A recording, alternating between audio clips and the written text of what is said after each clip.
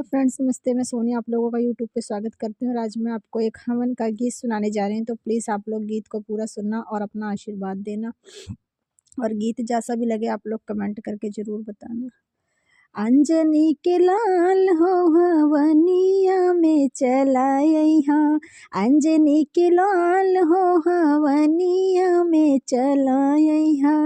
अवधन गोरिया से आई है सीता प्यारी, अवधन गोरिया से आई है सीता प्यारी। आई है सीता प्यारी हो, आई है सीता प्यारी। संगवा में आई है, संगवा में आई है, कौशल्या के लाल हो हवनिया में चलाइहा।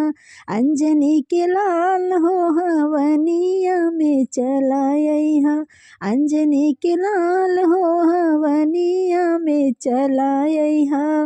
गोकुल नगरिया से आई है राधा प्यारी, गोकुल नगरिया से आई है राधा प्यारी। आई है राधा प्यारी हो, आई है राधा प्यारी।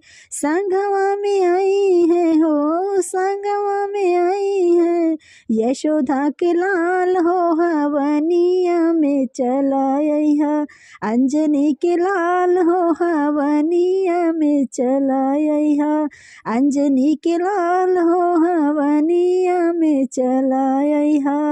काशी नगरिया से आई है गौरा प्यारी, काशी नगरिया से आई है गौरा प्यारी। आई है गौरा प्यारी हो, आई है गौरा प्यारी।